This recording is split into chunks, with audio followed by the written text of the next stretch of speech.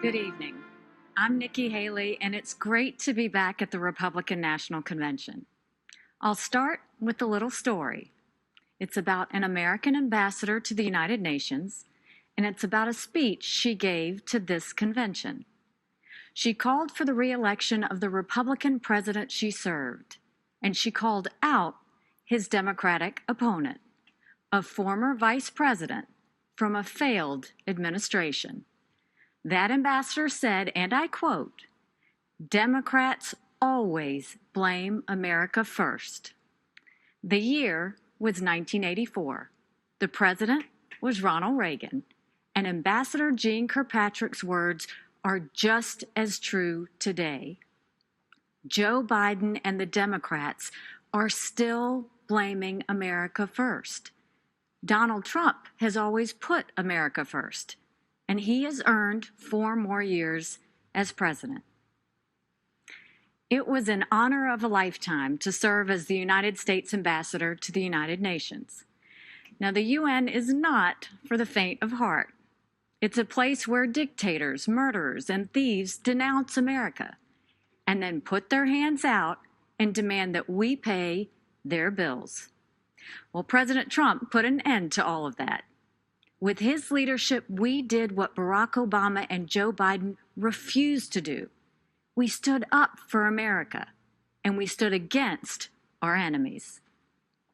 Obama and Biden let North Korea threaten America.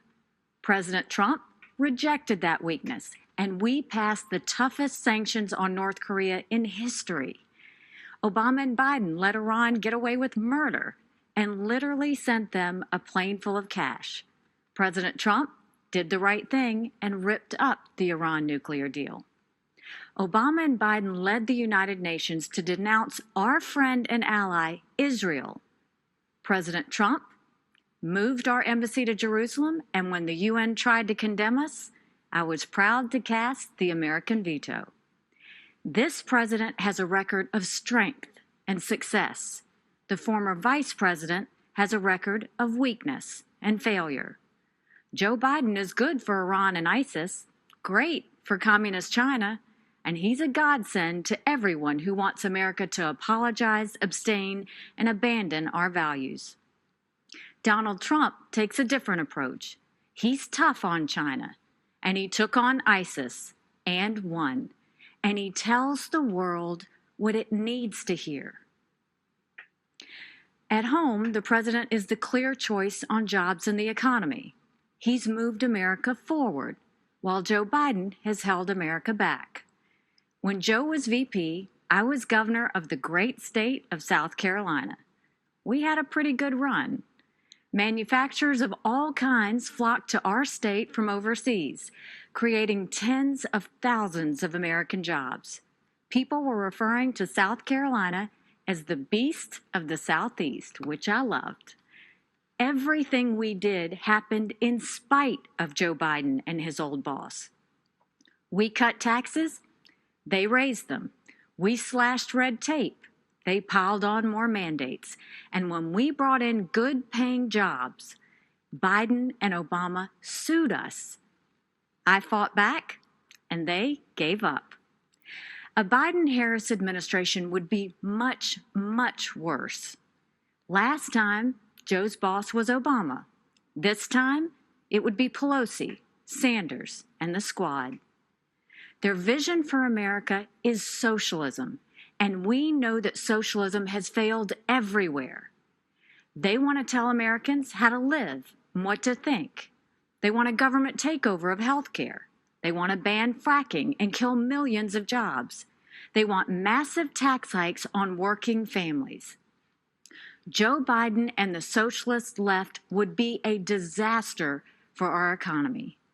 But President Trump is leading a new era of opportunity. Before communist China gave us the coronavirus, we were breaking economic records left and right. The pandemic has set us back, but not for long. President Trump brought our economy back before, and he will bring it back again. There's one more important area where our president is right. He knows that political correctness and cancel culture are dangerous and just plain wrong. In much of the Democratic Party, it's now fashionable to say that America is racist. That is a lie. America is not a racist country. This is personal for me. I am the proud daughter of Indian immigrants. They came to America and settled in a small southern town. My father wore a turban. My mother wore a sari. I was a brown girl in a black and white world.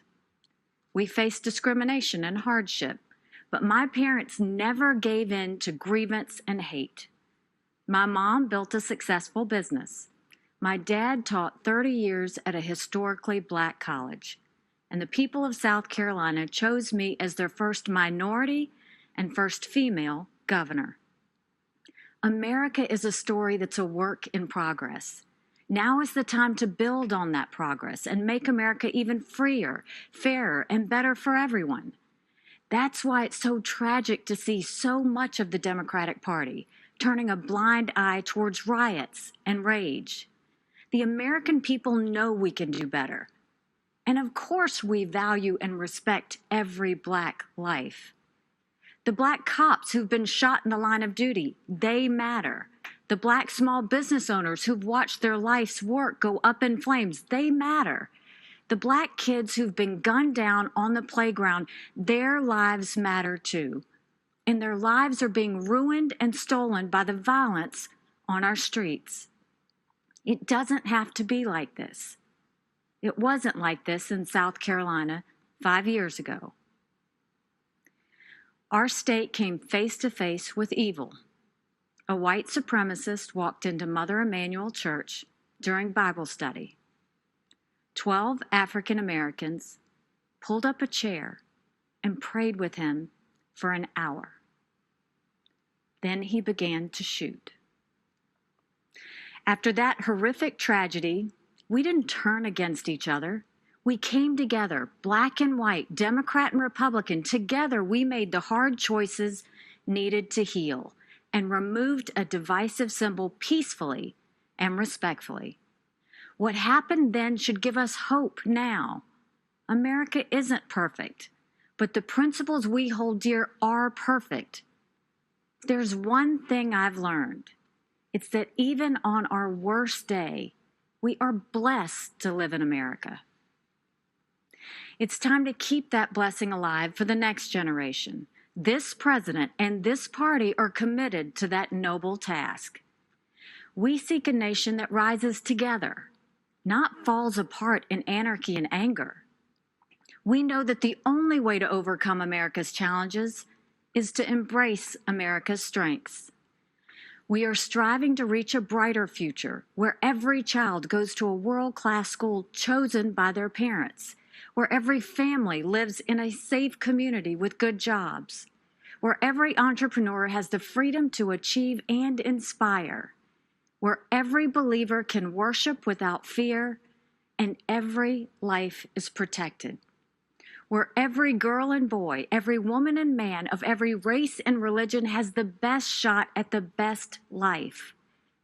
In this election, we must choose the only candidate who has and who will continue delivering on that vision. President Trump and Vice President Pence have my support, and America has our promise. We will build on the progress of our past and unlock the promise of our future. That future starts when the American people re-elect President Donald Trump. Thank you, good night, and may God always bless America.